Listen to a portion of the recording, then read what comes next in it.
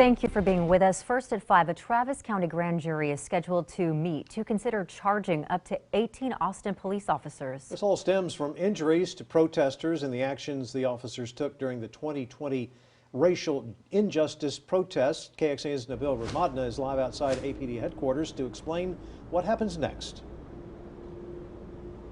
Well, a much different scene right now outside of AP headquarters, but if we flash back to June of 2020, as you remember, protesters lined up under the bridge, officers on top, and we actually saw a number of barricades put up outside the front of APD headquarters. Those have now been changed with the fences you see now.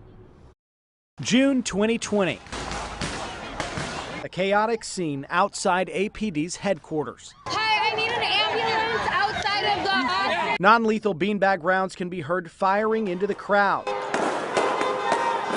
But those rounds causing a number of injuries. Man is bleeding from the back of his head. People are throwing rocks and bottles, frozen water bottles. Doug O'Connell is one of the attorneys representing some of the officers. He says because officers faced aggression, their crowd control actions were justified. The officers weren't just firing beanbag rounds into the crowd haphazardly.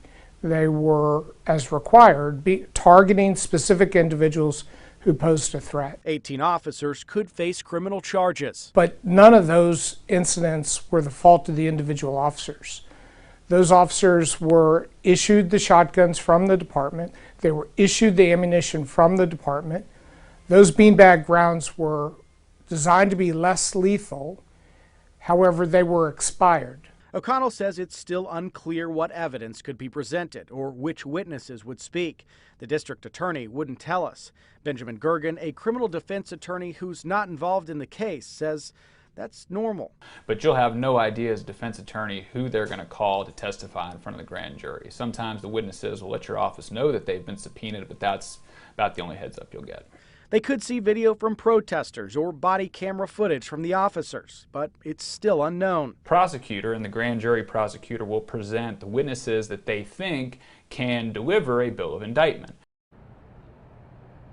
A grand jury's job is to find out if there's enough evidence to move forward with a jury trial. We reached out to APD and the DA's office for comment. They declined to speak to us on this matter. Now, we also reached out to a number of attorneys representing some of the people who were injured during these protests. Some of them said they didn't want to speak to us, and we are still waiting to hear back from some others. Once we do, we'll be sure to let you know what they have to say.